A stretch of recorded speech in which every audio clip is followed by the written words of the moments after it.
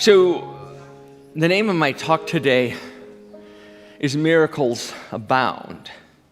And I'm a realist. I believe in miracles. Because miracles are everyday occurrences. And when we open our eyes and we shift those nagging little voices in our head, or sometimes screaming voices in our head, we get to see them. Now, as you know, we teach positive thinking here, but we teach more than that. We teach positive being. And I'm also really clear that there is nothing in the world that positive thinking can magically make go away. Positive thinking doesn't stop things from happening in life. It doesn't stop disasters, natural disasters. It doesn't stop our friends dying, sometimes unexpectedly. It doesn't stop the diagnoses we all face. But what positive thinking does is empowers us for those moments, for the moments when our dreams get squashed, when we get sidelined, when things do not go like we think they should.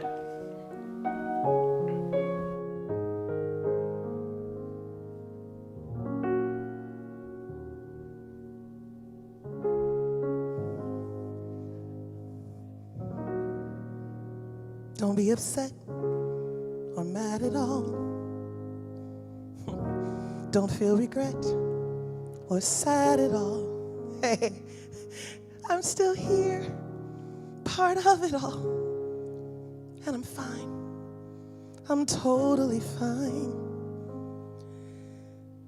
I will stand on the side as you shine. I'm not fine. I'm not fine. Even my earring wants to run away from me.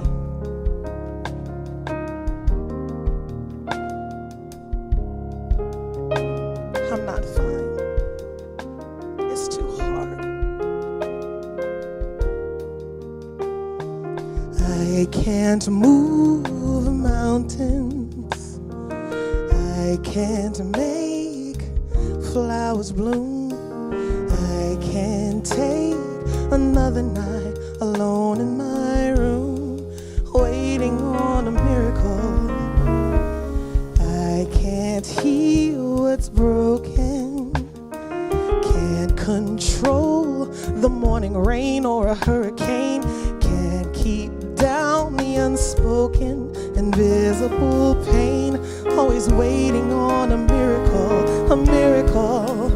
Always feeling alone, always wanting for more. Like I'm outside a door, longing to shine like all of you shine. What I need is a change. What I need is a chance. All I know is I can't stay on the side, not fully alive. It's finally time I open my eyes. I would move mountains, make new trees and flowers grow.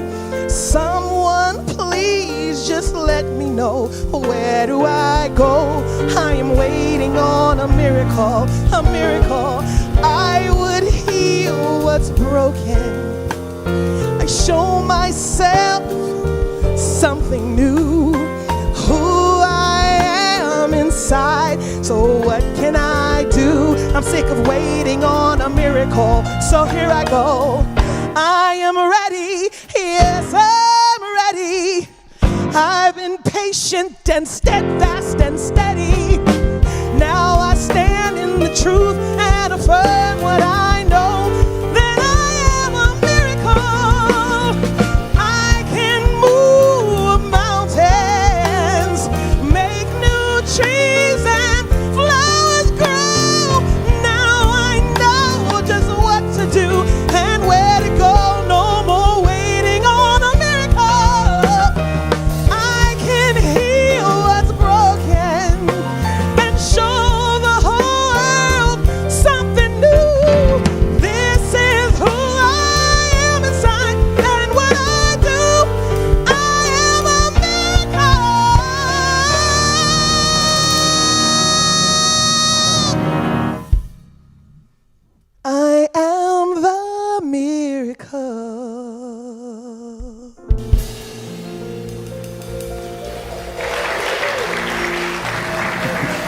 Miss Misa Malone.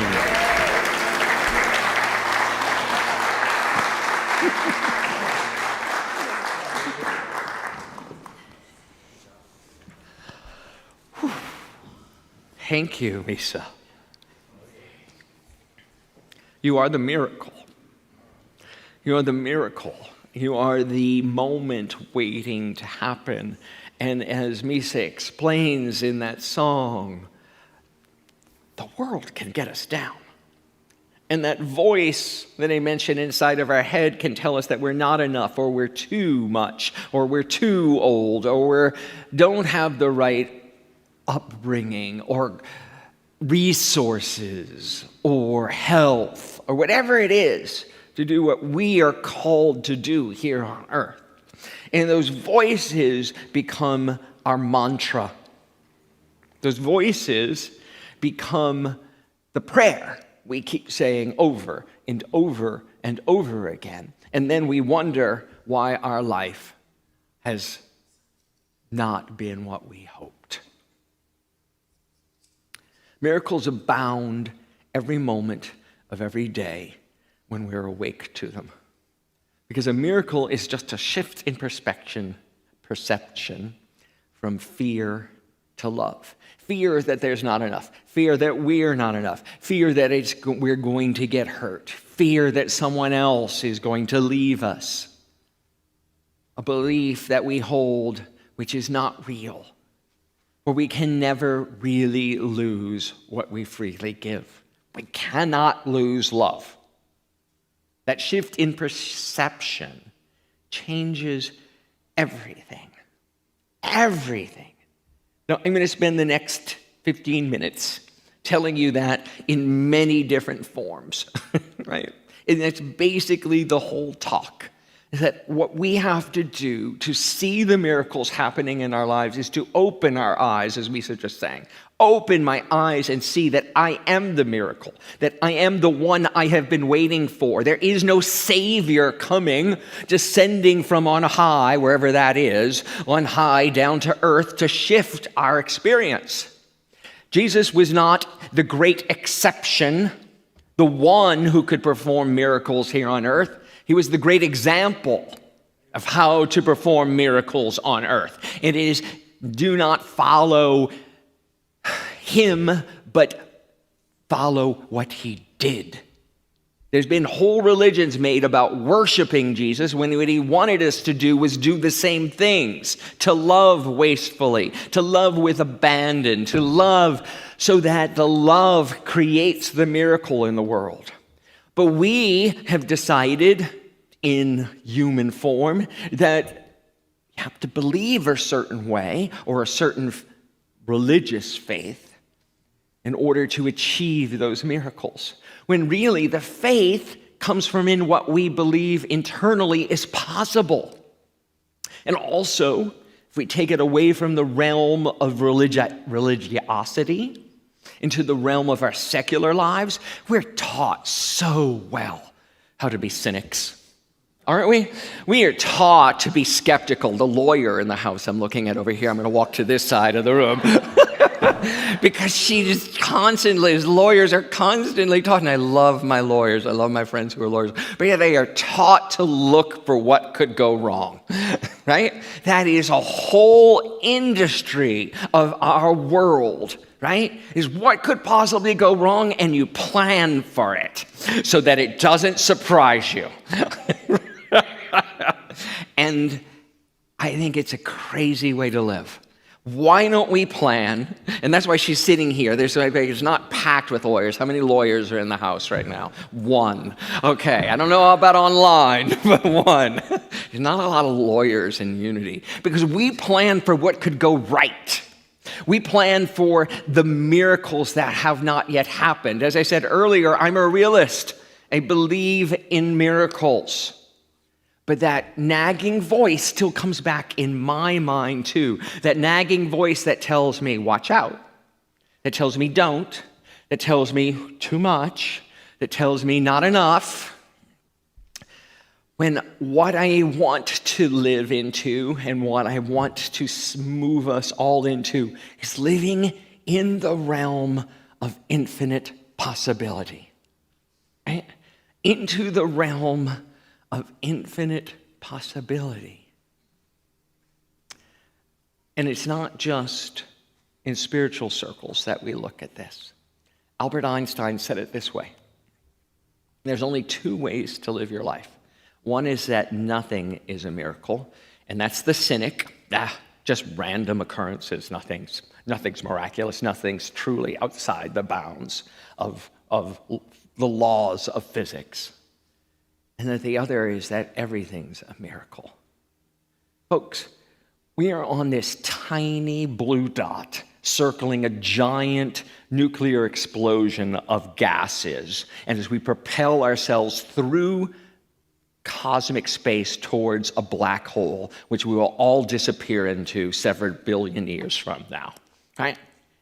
If that's not a miracle, I don't know what else is. That we're all sitting here in this room today, singing songs with the music team, that we're all talking about higher level stuff, about how we shift our thinking and create more love and more miracles and more possibility in the world, when all of it is so precious and precarious that if we don't see it as a miracle, that we're here, that our hearts are beating, that our bodies are expressing the way that they are, that children keep coming to us, through us, and from us, and shifting the planet one moment at a time, then what else could possibly be a miracle? You know, back 2,000 years ago and 3,000 years ago, when the scriptures were being written, the Hebrew and the Christian scriptures and the Muslim and the Hindu scriptures were all being written, miracles were thought of as these supernatural occurrences where this deity up in the sky would come down and walk the earth and change the physical laws of creation and make something miraculous happen. Well, that was a consciousness and an understanding and an explanation from 2,000 years ago or more. Let me give you some of those, right? In the Hebrew scriptures, Joshua is fighting for a town in Palestine, and he begs to God to stop the sun from moving across the sky. And God does. God stops the sun from moving across the sky so Joshua and the Israelites' army can slaughter more of the other people. What kind of miracle is that? What kind of miracle is it that a deity would decide that those people should die? That is a consciousness of a punitive and a God that takes sides. We know here that God is love. That's why we sang about love. God does not take sides. God is love itself. God is in everything and everyone and is not here to settle our personal grievances. Say that again. God is not here to settle our personal grievances. God is to lift us above them. There is nothing that anyone can take from you if you don't let them. No one can take your dignity. You stand in your dignity. Our civil rights movement taught us that and continues to have to teach us that right now because the world is dysfunctional, right? If by some miracle you grew up in a functional family, that's a miracle. And second, then you went to school. And then you went to church, maybe, right? And church sometimes is a giant family system. We're all working out with each other, right? Psychologically, we're all working out those issues that we didn't think we got enough love in our childhood. We have an affirmation for that when we bless the children, okay? Right here and right now, we can shift into not expecting a supernatural deity to intervene and create a miracle, but create it ourselves. Look at the miracles attributed to Jesus in the scriptures. He goes, here's a woman who has chronic bleeding. And he says to her, woman, your faith has made you whole. He heals blind people. He heals the lepers. And he says to the ones who can't walk, pick up your mat and walk. He doesn't say, I'm healing you. He says, your faith is healing you. Do you want to walk? He says to the old man at Bethesda. He said, do you want to walk? And the man replies, yes. He said, then pick up your mat and go. And he does. That shift from I can't to I can, that shift to what is possible, is everything. It is faith. Faith in our own ability to create, to co-create our world, to use what we have in the infinite field of potential that is the universe, and create a magnificent, marvelous life, way, being for everyone here on the planet.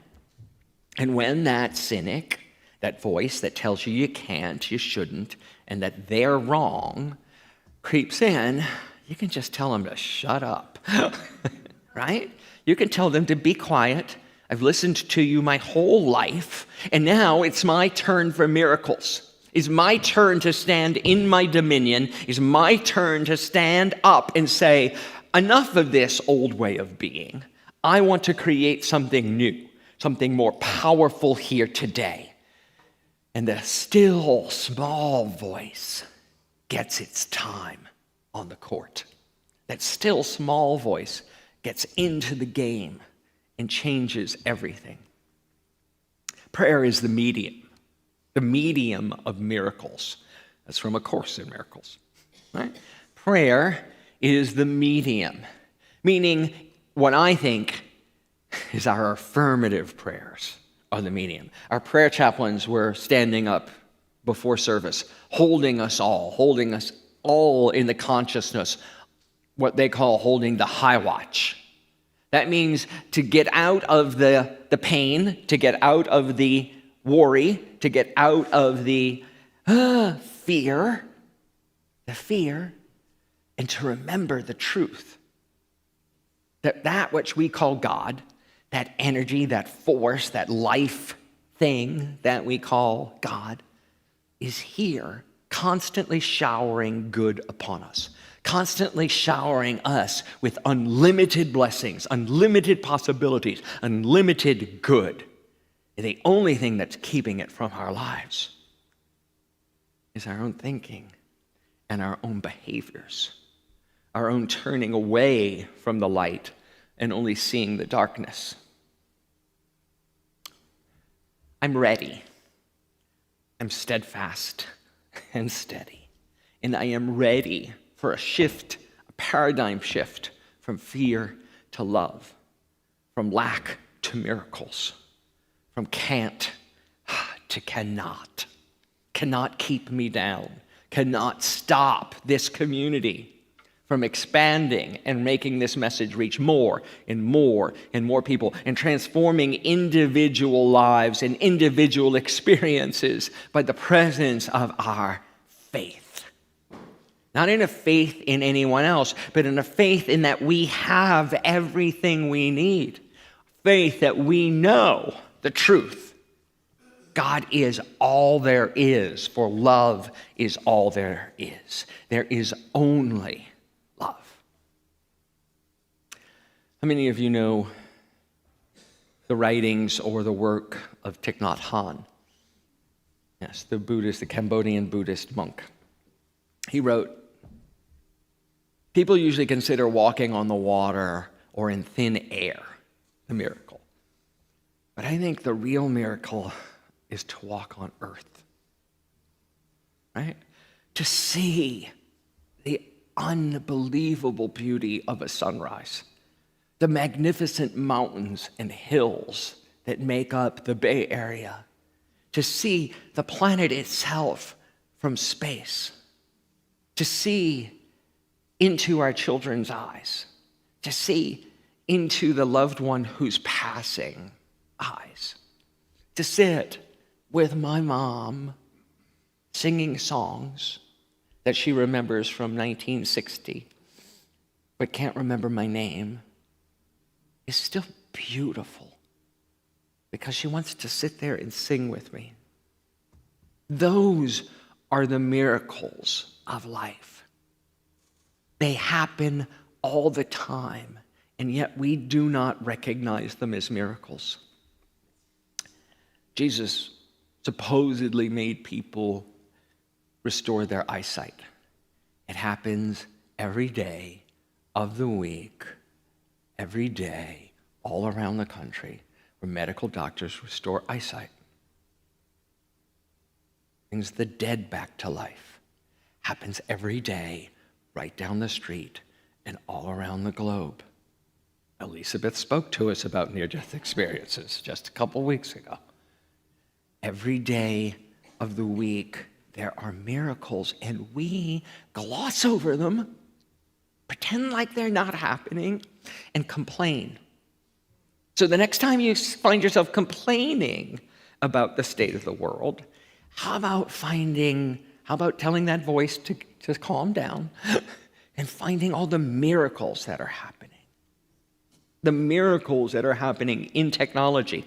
I listened to a Unity minister recently rant about AI and the perils of AI. So here's my answer to him right now. AI is a tool that was created by humans. It is in itself a miracle that we could even conceive of it.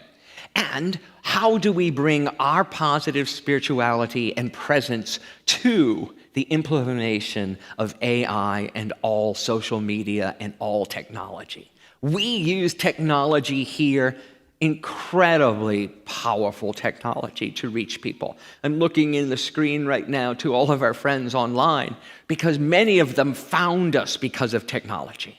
Many of them are, yes, right? Many of them are being healed and lifted up, and their lives changed because of that technology. How many people here watched us online before they came? Right? You can raise your hand. How many of you saw us online, right? Before you actually set foot in the building, right? That's the power of the technology. So how do we keep our principles and our teachings alive in the implementation of technology? That's the gift, and we use the miracle for good. Because the universe is constantly showering everyone with all the capacity you need. It's up to you how to use it. We are created with free will to use it for good, to use it for so-called evil. But whatever it is, I know that the whole human race at this moment is evolving. The whole human race is in the fits of change and evolving towards the omega point, that place of knowing that we are not just human beings, but that we are spiritual beings having this human experience. And when we can shift from our small mind to our higher mind, that's when miracles take off. Life, your life, is a never-ending stream of miracles. Awaken to that fact. Awaken to every small little miracle. And then start to consciously create your own. What do you want to create in the world today? What do you want to create in your life today? The Thich Nhat Hanh quote that I gave you a moment ago was from his book that said, mindfulness is the way to miracles. So let's take that to our time of meditation. Mindfulness is the way to miracles. Prayer, meditation are the medium of miracles.